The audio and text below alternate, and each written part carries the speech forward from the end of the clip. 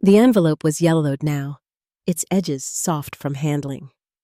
Marguerite Beaumont held it between trembling fingers as she stood at the Gare de l'Est, watching steam rise from the departing train like ghosts ascending. Paris, October 1945. 6 months since liberation, but the city still wore its scars. Buildings gap-toothed from bombing, windows patched with cardboard, bread lines snaking around corners. The war was over. Her war had just begun. She slipped the letter into her coat pocket next to her heart, where it had lived for 18 months. 18 months of waiting. 18 months of hoping.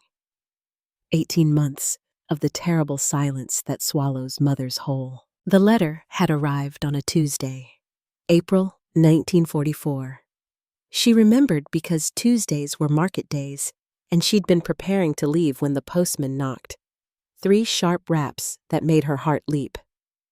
Letters from the front were rare.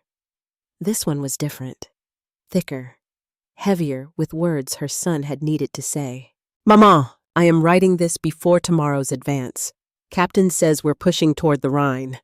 The Germans are retreating, but they're vicious when cornered, like wounded animals. We all know what that means. I'm not supposed to write about operations, but if something happens, I need you to know I wasn't afraid." Well, that's a lie.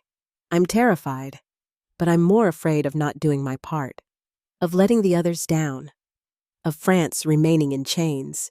There's a girl, Maman. I haven't told you because I wanted to be sure. Her name is Elise Mercier. She's from Strasbourg, a teacher before the occupation. We met at a cafe in Nancy when I had leave. She has your eyes, your way of seeing through my nonsense. I asked her to wait. She said yes. When this is over, I want to bring her home. I want you to meet her. I want to marry her in the church where Papa and you were married. I want all of this to mean something. If you're reading this, well, you know what it means.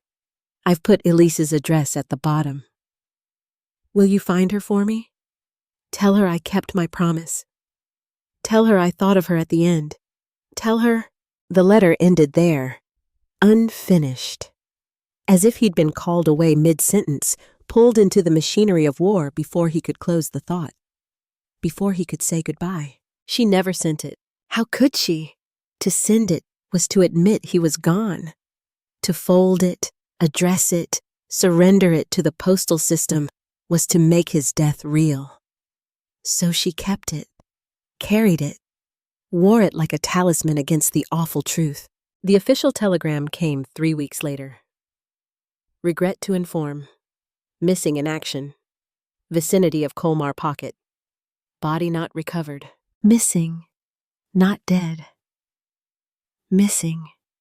The word was a trap, a cruel mercy. Missing meant possibility. Missing meant maybe. Missing meant she could still hope, even as hope curdled into something sick and obsessive. She wrote to his commanding officer, to the Red Cross, to the provisional government. Form letters came back, stamped with apologies and bureaucratic sympathy. We are doing everything possible. Records are incomplete. Chaos of final offensive. Recommend patience. Patience. As if grief were something that could wait its turn. 6 months of liberation, and still no word. No body. No certainty. Just the terrible in-between where mothers live when their sons disappear into war. Then, last week, a different kind of letter. From a Sergeant de Champs, formerly of the 2nd Armored Division. He'd seen her notice in the newspaper, one of hundreds posted by families searching for the missing. He remembered Private Beaumont, remembered the day he fell. "Madame, I cannot give you peace, but I can give you place. Your son was struck during the assault on Grussenheim, a village near Colmar. We buried our dead in a field south of the church. I marked his with my own hands, 3rd row from the eastern wall remnant, near a shell crater. I don't know if it's still there. The earth changed so much in those final months. But if you're willing to look, I can tell you more. Place. After 18 months of nowhere, somewhere, Marguerite left Paris the next morning. The train was supposed to depart at 8. It left at noon. 4 hours of standing on a platform packed with refugees, displaced persons, soldiers returning from God knows where, women clutching children and bundles and the remnants of lives. The announcement board showed nothing, no information, just the grinding inertia of a broken system trying to resurrect itself. When the train finally arrived, it was chaos. People pushed, shoved, fought for space in cars designed for 60 but holding 200. Marguerite was shoved against a window, her bag crushed against her ribs. A man's elbow dug into her spine. A child cried somewhere in the press of bodies. The train lurched forward, stopped, lurched again. They crawled east at a horse's pace. Every few kilometers, the train halted, track damage, debris, unexploded ordnance blocking the line. Passengers disembarked, stood in fields while crews cleared the obstruction, then reboarded. Hours bled into each other. At Chalon-sur-Marne, the train stopped completely. A bridge ahead had collapsed. Everyone off. A different train, smaller, older, more crowded, would continue east in 3 hours. Maybe. Marguerite sat on her bag in the ruined station, surrounded by exhausted strangers, and waited. The war was over, but France was still broken. She reached Strasbourg 32 hours after leaving Paris. A journey that should have taken 8. She stumbled off the train, filthy, exhausted, her back screaming from standing and her head pounding from dehydration. But she'd arrived. That had to be enough. The address Jean had written led to a narrow street in the Petite France quarter. The buildings here were older, half-timbered, miraculously spared from the worst of the fighting. Marguerite climbed 3 flights of stairs, each step an act of will, and knocked on a blue door. A young woman answered. Mid-20s, dark hair, eyes the color of October skies. She looked at Marguerite with polite confusion that turned slowly into recognition, then horror. "You're his mother," Elise whispered.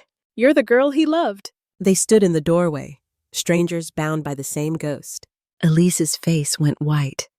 She gripped the doorframe as if the world had tilted. "Please," she said finally, voice barely audible. "Please come in." The apartment was small, tidy, filled with books. A teacher's home. Elise gestured toward a chair, but didn't sit herself. She stood with her back against the wall, arms crossed tight across her chest, a posture of defense. "I didn't." She stopped. Started again.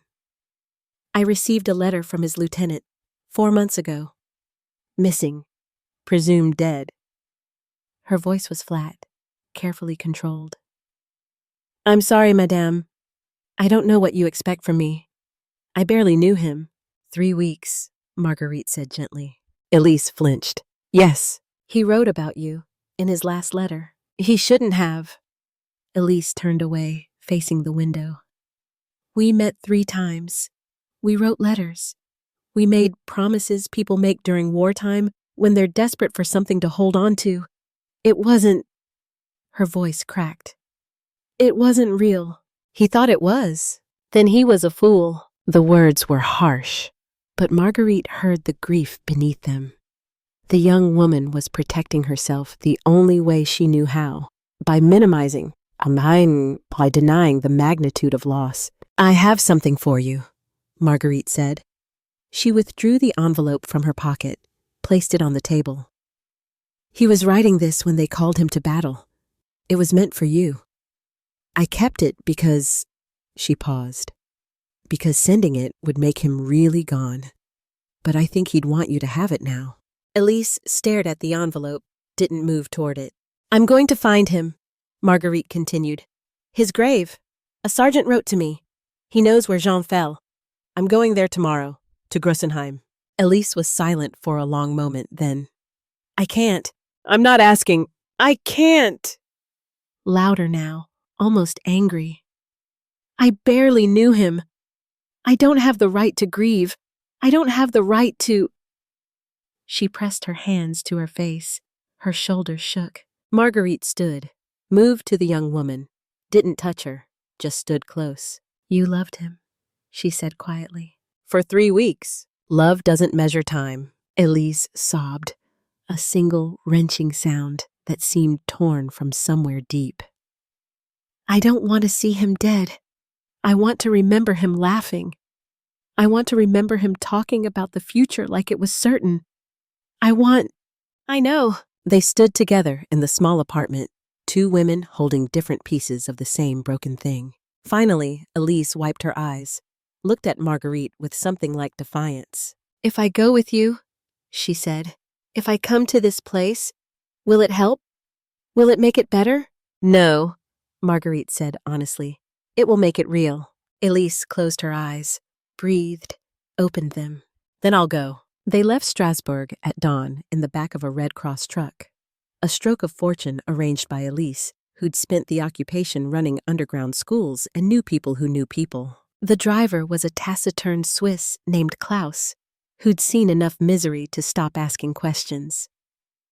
He drove with grim efficiency through a landscape that looked like the surface of a dead planet. The road south was more concept than reality. Craters overlapped craters. Entire sections had been washed away by winter floods and never repaired. Klaus navigated around debris, a burned-out panzer, a collapsed farmhouse, the skeletal remains of a bridge jutting from a river like broken ribs. They sat in the back among medical supplies, jostled by every pothole, breathing diesel fumes. Neither woman spoke. The enormity of what they were doing, traveling to a grave, to confront death in its most concrete form, sat between them like a third passenger. At Colmar, Klaus stopped. "I can't go further. Military checkpoint ahead, and my papers don't cover civilian passengers past here." He pointed southeast. "Grussenheim is 8 kilometers that way. The road is bad. Unexploded ordnance everywhere. Don't leave the marked path." Marguerite thanked him. Elise shouldered the rucksack they'd packed together. Bread, cheese, water, a shovel, 2 blankets. Tools of mourning. They walked. The first kilometer was almost easy. The road, though damaged, was passable. They moved in silence, conserving energy, each lost in private dread. The second kilometer, Marguerite's shoes began to fail. They were worn thin from 4 years of wartime deprivation. Leather cracked, soles held on with glue and prayer. Now the glue was giving up. She felt every stone through the disintegrating sole. The third kilometer, rain began. Cold October rain that soaked through their coats and turned the road into soup. The fourth kilometer, Marguerite fell. Her foot caught on a buried wire. She went down hard, hands sinking into mud, knee striking something sharp beneath the surface. Pain bloomed white-hot up her leg. Elise was there immediately, pulling her up, checking for blood. "I'm fine," Marguerite gasped. "You're not?" Blood seeped through Marguerite's torn stocking. Not much, but enough. Elise produced a handkerchief, tied it around the wound. "We should go back," she said. "No, Marguerite." "No." Marguerite's voice was iron.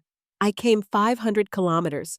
I can manage 4 more. They continued. The 5th kilometer, Marguerite's shoes gave up completely. The sole of her right shoe detached entirely, flapping with each step like a loose tongue. She kicked it off. Then the left. Walked in stockinged feet through mud and stones and God knew what. Every step was agony. Every step brought blood. Elise watched her with something between admiration and horror. "Why are you doing this?" she asked quietly. "Because he's my son. He's dead. That's why I have to." The 6th kilometer brought salvation and shame in equal measure. A farmer appeared, hauling a cart, pulled by a skeletal horse. He was old, bent, his face a map of suffering. He looked at the 2 women, muddy, bleeding, near collapse, and stopped. "Where are you going?" "Grussenheim," Marguerite said. The farmer's expression shifted. Recognition. He'd seen this before. Would see it again. Get in. They climbed into the cart, sat among bundles of firewood. The relief of sitting, of not walking, nearly made Marguerite weep. The farmer drove in silence for 2 kilometers, then turned off the road. This is as far as I go. Grussenheim is straight ahead, 1 kilometer. He paused. There's nothing there, you know. Just ghosts and graves. I know, Marguerite said. Then God go with you. They climbed down, watched him drive away, then turned toward Grussenheim. 1 more kilometer. They reached the village as the sun bled toward the western horizon. Grussenheim was gone. Not damaged. Gone. Buildings reduced to foundation stones and scattered bricks. The church, Klaus had mentioned a church, was a roofless shell. Its bell tower collapsed into the nave. Rubble choked what had been streets. The smell of rot and cordite still lingered, stubborn and obscene. Marguerite stood at the village edge, staring at annihilation. Mon Dieu, Elise whispered. They picked their way through the ruins. Shadows lengthened. Crows circled overhead, their cries sharp and mocking. Marguerite felt watched, not by birds, but by the ground itself. Too many dead here. Too much blood soaked into soil that would grow nothing for years. The church was identifiable only by its foundation and the iron cross that had survived the collapse. South of it, past a low stone wall, stretched a field. No, not a field, a graveyard. Wooden crosses, hundreds of them, planted in rough rows, some straight, some tilted by wind and rain and the settling of hastily dug graves. French, German, American. Death was egalitarian here. Which one? Elise breathed. Marguerite pulled the sergeant's letter from her pocket. Read it again in the failing light. 3rd row from the eastern wall remnant, near a shell crater. She looked up. The eastern wall, what was left of it, was visible. A line of stones marking where a cemetery boundary had been. They began to search. 30 minutes later, the sun touched the horizon. Marguerite and Elise had found the 3rd row, had examined every cross within 20 meters of the eastern wall. None bore Jean's name. Elise produced a flashlight from the rucksack. Its beam was weak, yellowed, the batteries nearly dead. They continued. Cross by cross, name by name. Dubois, Pierre, Leclerc, François, Martin, Alexandre. Unknown, unknown, unknown. Some crosses bore only numbers, some bore nothing at all. Marguerite's vision blurred. Her feet screamed, her knee throbbed. She'd walked 8 kilometers through hell to find her son, and he wasn't here. The crosses were wrong. The directions were wrong. Everything was. Marguerite! Elise's voice, quiet, careful. Marguerite looked up. Elise stood 3 rows back. The 6th row, not the 3rd, near a shell crater that had filled with rainwater. She was staring at a cross. Marguerite limped over, looked. The cross was weathered, tilted slightly. The letters faded but still legible. Someone had carved them with care, deepening the grooves so rain wouldn't wash them away. Beaumont, Jean-Louis IIe Division Blindée, 22 Janvier 1945. Mort pour la France. Marguerite's knees gave out. She knelt in the mud, staring at her son's name carved into cheap wood. Elise knelt beside her, one hand on her shoulder, the other covering her mouth. For a long time, neither woman moved. The darkness thickened. Rain began again, soft, relentless, like the sky weeping. The flashlight dimmed, flickered, died. They knelt in total darkness before a cross they could no longer see but would never forget. They couldn't stay in the field overnight. Too dangerous, too exposed. So they retreated to the church ruins. Marguerite could barely walk. Her feet were shredded, her knee swollen. Elise half carried her to the shelter of the broken nave. They spread the blankets on cold stone, shared bread that tasted like ash and cheese that might as well have been cardboard. I counted wrong, Marguerite said. Her voice was hollow. The sergeant said 3rd row. I counted wrong. Or he did? Elise said gently. 9 months ago. In the chaos, rows might have shifted, crosses fallen and replanted. I almost gave up. If you hadn't. But I didn't. We found him. Marguerite looked at the younger woman. Even in the darkness, she could see Elise trembling. Tomorrow, Marguerite said. I need to speak to someone who was there. Someone who saw what happened. The sergeant? If we can find him. They slept fitfully, huddled together for warmth. Two strangers who'd become sisters in mud and grief. Dawn came cold and gray. They found Sergeant Deschamps in a military hospital in Colmar. The building had been a school once. You could still see faded alphabet charts on the walls. Now it housed the broken, amputees learning to walk, burn victims learning to live with scars, men who'd lost pieces of themselves that prostheses couldn't replace. Deschamps was in the rehabilitation ward, 35 years old, left leg gone below the knee, trying to master crutches that his body kept rejecting. When Marguerite introduced herself, his face went through 3 expressions in rapid succession: confusion, recognition, collapse. Madame Beaumont. His voice cracked. You came. You told me where to look. I didn't think. He stopped, looked away. I'm sorry. I'm so sorry. They sat in the hospital courtyard, bare trees, dead grass, men in wheelchairs smoking and staring at nothing. Deschamps fumbled with a cigarette. His hands shook so badly Elise had to light it for him. Tell me about my son, Marguerite said. Deschamps took a long drag, exhaled smoke and memory. I don't remember everything, he said quietly. That day, there were 17 of us. 17 dead. So much blood, so much noise. Things blur together. Anything, Marguerite said. Anything you remember? He nodded, closed his eyes. When he spoke again, his voice was mechanical, the tone of someone reciting testimony rehearsed too many times. We were clearing Grussenheim. Germans had fortified it. Machine guns, snipers. Command said, take the village. So we went in. He paused. Jean was in Lieutenant Moreau's squad, second wave. I was 50 meters back when... His voice caught. The cigarette trembled in his hand. When what? Marguerite asked gently. When the wall came down. Panzerfaust, we think. Anti-tank rocket. Hit the building they were clearing. The whole facade just... He made a gesture, hands spreading. Collapsed. 3 stories of stone. Just down. Marguerite felt Elise's hand find hers. They gripped each other. We pulled them out. 4 men buried. Jean was... Deschamps opened his eyes. They were wet. He was still breathing when I reached him, crushed from the waist down. So much blood. What did he say? Deschamps was quiet for a long moment. Ash fell unnoticed onto his lap. I'm not sure, he admitted.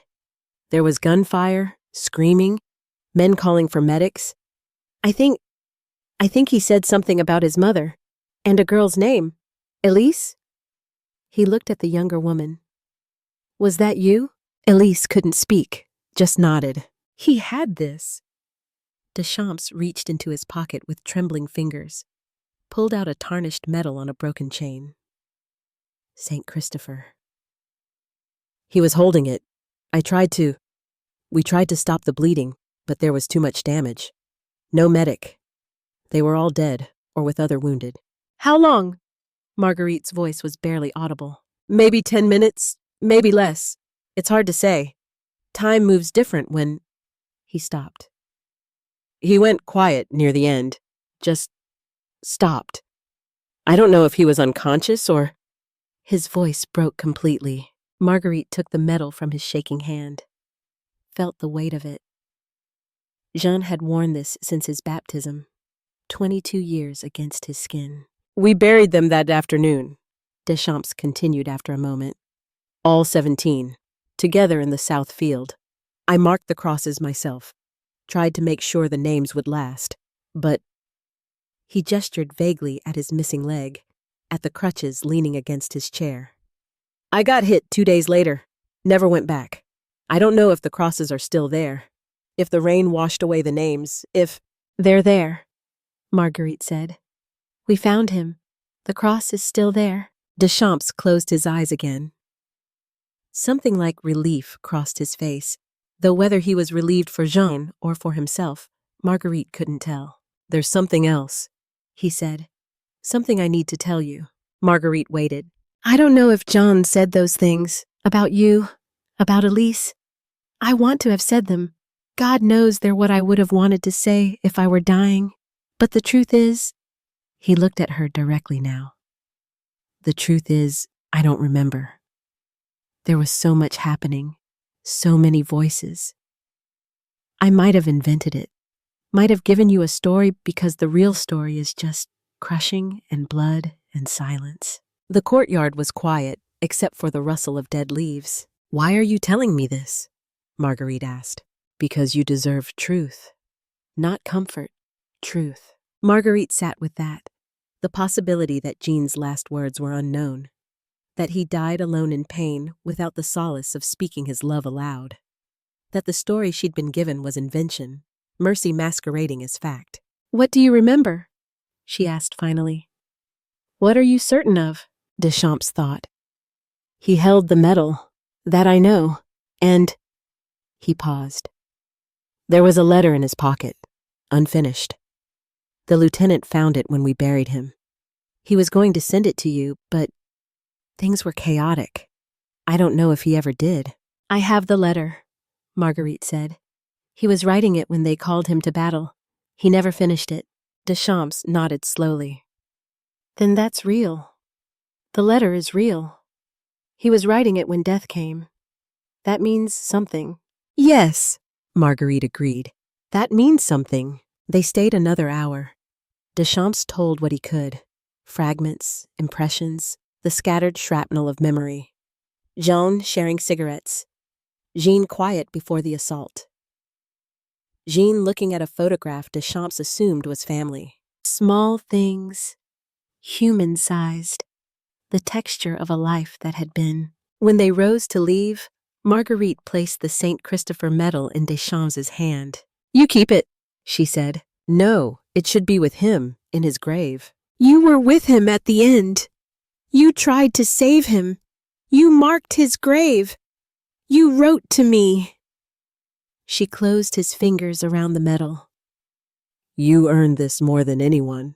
Deschamps stared at the medal. Then, slowly, he put it around his own neck. "I won't forget him," he said. "I know." They walked back to Grussenheim through the ruined landscape. Marguerite's feet had scabbed over during the night, but every step reopened the wounds. Elise had offered her own shoes, but Marguerite refused. Pain was part of this. Pain was the price. By the time they reached the field, the sun was setting again. Their second evening with Jean's grave. Marguerite knelt before the cross. She'd brought tools, a wire brush, a cloth, paint she'd begged from the hospital. For an hour, she worked. Scrubbed away months of weather. Refreshed the carved letters with black paint, making them permanent. When she finished, the cross stood clean and clear. "There," she whispered. "Now you'll last." Behind her, Elise read Jean's letter aloud. The parts he'd finished. The parts that ended mid-sentence.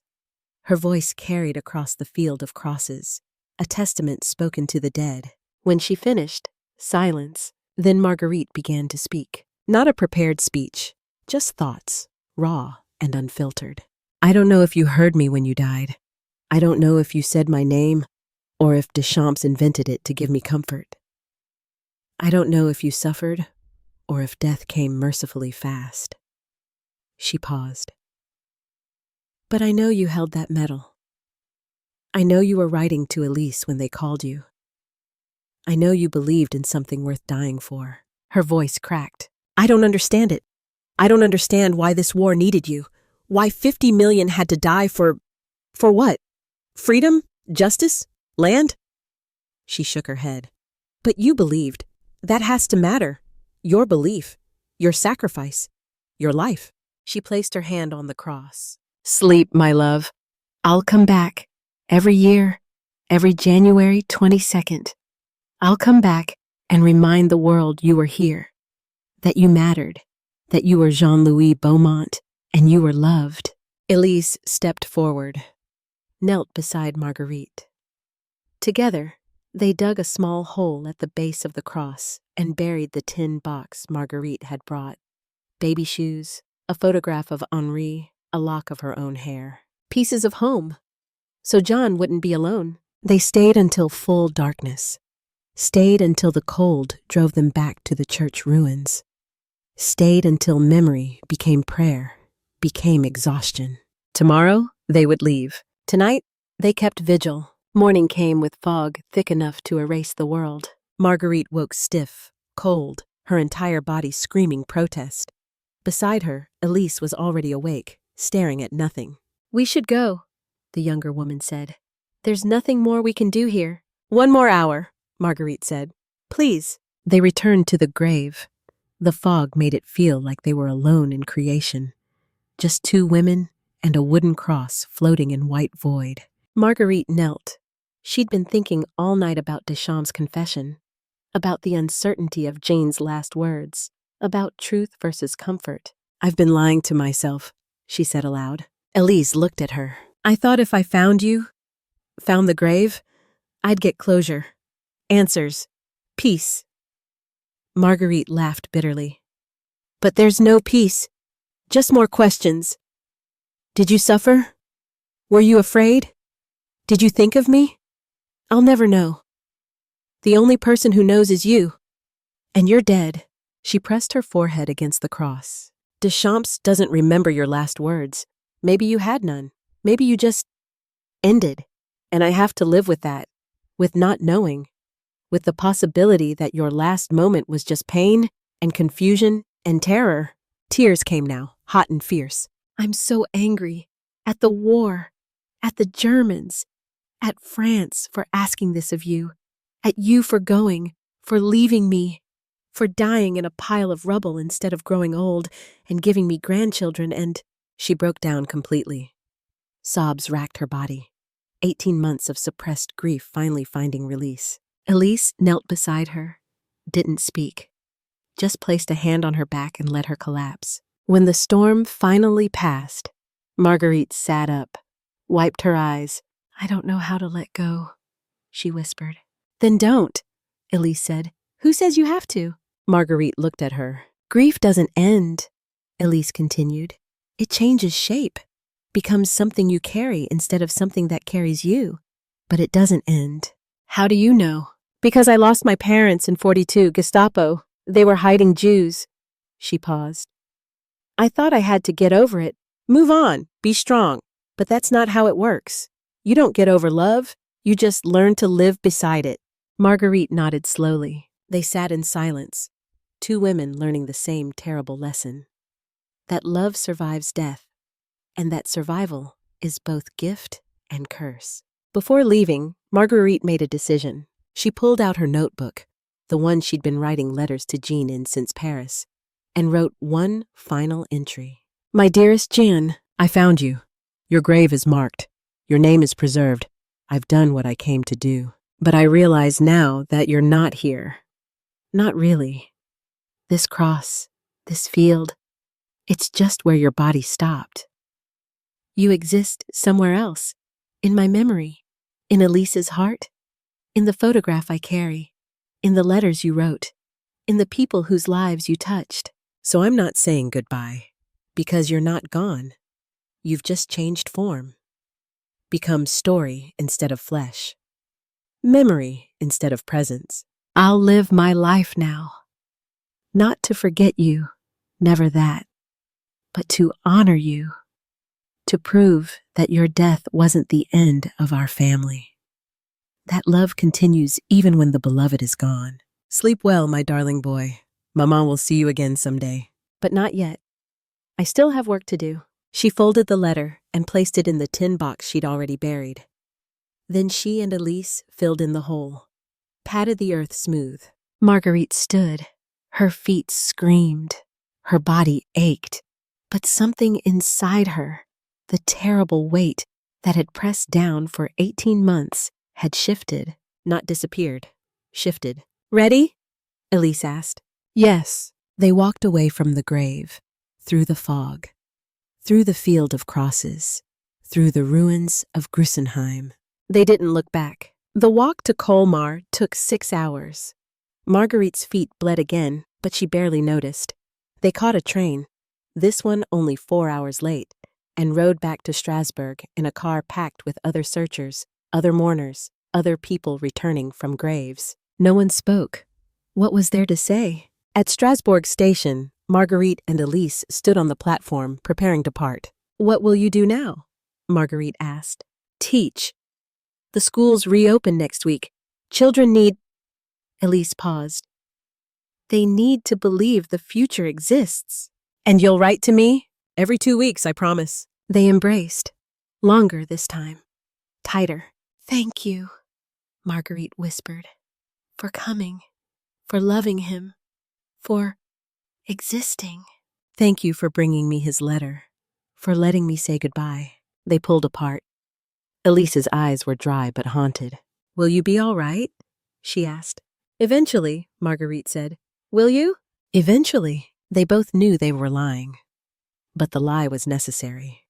The lie let them part. Marguerite boarded the Paris train alone. The journey took 30 hours this time. Bridge repairs near Épernay. Signal failures. The grinding inefficiency of a system rebuilding itself from rubble. Marguerite didn't mind. She needed the time. Needed to sit with what had happened. To integrate the experience into the architecture of her grief. She'd found Jean. Learned the truth, or as much truth as existed. Said goodbye, though goodbye felt like the wrong word for something ongoing. Now she had to learn how to live with it. The train pulled into Gare de l'Est on a gray November morning. Marguerite stepped onto the platform, the same platform where she'd said goodbye to Jean 4 years ago, and felt the circle close. She walked home slowly, stopped at a church, lit a candle, prayed, though to what or whom she couldn't say. Her apartment was dark, cold, exactly as she'd left it. She lit a fire, made tea, sat at the kitchen table where Jean had done homework. On the table, she placed 3 things: Jean's photograph, Elise's address, and her notebook. She began to write, not to Jean this time, to herself. November 15th, 1945. I found my son today. Or rather 5 days ago, but I'm only now able to write about it. His grave is in Grussenheim, in a field south of a destroyed church. His name is carved on a wooden cross. The sergeant who buried him couldn't remember his last words with certainty. This bothered me at first. Now I think it doesn't matter. What matters? Jean existed. He lived 22 years. He loved his father and his mother, and a girl he met in a cafe. He believed in France. He died trying to free it. That's enough. It has to be. Tomorrow I return to work, resume my life, learn to live in a world that doesn't contain my son. But he's not gone. He's in the letters I'll write to Elise, in the candles I'll light every January 22nd, in the stories I'll tell anyone who'll listen. In memory, he's immortal. That's my job now. Remembering, bearing witness. I can do that. I will do that. She closed the notebook, drank her tea, watched the fire burn. Outside, Paris continued. Traffic, voices, life. Inside, a mother sat with her grief and chose, deliberately, exhaustedly, to survive. Paris, January 1946. The first anniversary. Marguerite woke before dawn, dressed in black. Walked through empty streets to Saint-Sulpice, the church where she'd married Henri, where Jean had been baptized. She lit a candle, knelt, didn't pray so much as sit in communion with absence. An hour later, she walked to the post office, mailed a letter to Elise, the first of what would become an annual tradition. Every January 22nd, every year, a letter of remembrance. Then she went to work. Monsieur Blanc, the bookshop owner, had said nothing when she returned in November. Just nodded, gave her a stack of books to shelve, let her grief occupy the quiet spaces between customers. Today he placed a hand on her shoulder as she arrived. First anniversaries are hard, he said simply. Yes. Take the day if you need. I need to work. He nodded. Understood. Work was its own kind of prayer. She spent the day among books, helped a student find Camus, recommended Baudelaire to a widow, shelved poetry that spoke of loss and love and the terrible persistence of both. At closing, she walked home, made dinner, sat at the table with Jean's photograph. 1 year, she said aloud. I survived 1 year without you. The photograph, of course, said nothing. But in the silence, she felt something shift. Not healing, too soon for that, but adjustment. The way a broken bone begins to knit. Painful, necessary, inevitable.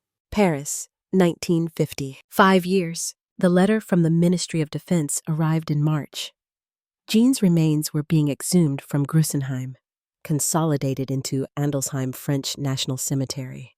Proper headstones, eternal care. She could claim his body for private burial if she wished. Marguerite thought about it, imagined bringing Jean home, burying him beside Henri in Montparnasse, the family together.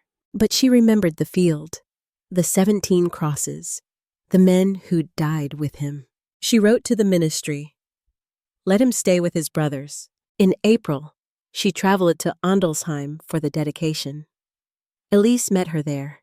They'd seen each other twice a year, every year since 1945, their bond forged permanent by shared loss. The cemetery was vast, thousands of white crosses marching in perfect rows. Jean's new marker was marble, clean, identical to all the others except for the name and dates. Marguerite had brought something, a small bronze plaque she'd commissioned. The cemetery director had granted special permission to attach it. She knelt, affixed it to the base of the stone. I loved the stars too fondly to be fearful of the night. Galileo. Jean's favorite quote, from a letter he'd written her in 1943. Now his grave was marked not just with his name, but with his voice. Perfect, Elise said. Marguerite stood, looked at the rows of white. Thousands of sons.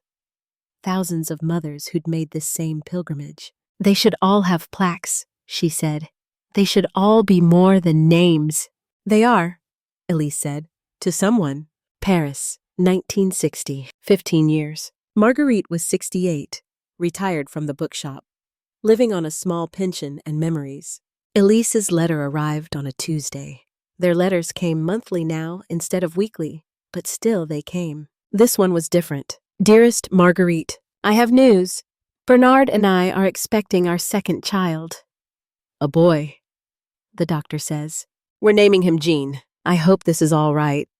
I should have asked first, but it felt right. Necessary. Like keeping a promise I made without knowing I'd made it. Jean will know his namesake. I'll tell him stories. About the soldier who loved his mother and loved me and gave everything for something larger than himself. Your son will live again. In my son. In memory made flesh. I hope this brings you peace. With love, always. Elise. Marguerite sat at her kitchen table and wept. Not from grief this time, from gratitude. Jean would continue. Not in body, that was gone. Scattered atoms in Alsatian soil. But in name, in story, in the boy who'd carry his memory forward. She wrote back immediately. My dearest Elise, yes, 1,000 times yes. Name him Jean. Tell him everything. Let him know he's named for someone brave and foolish and full of love. Let him know his name is a promise kept. Thank you for this. Thank you for remembering. Thank you for making sure my son doesn't end. All my love, Marguerite. Paris, January 22nd, 1970. 25 years. Marguerite was 78, frail, heart failing. She knew, the way old people know, that this would be her last January 22nd.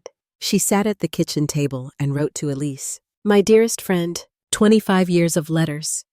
25 years of remembering together. I'm dying. The doctors don't say it, but I feel it. My body is letting go.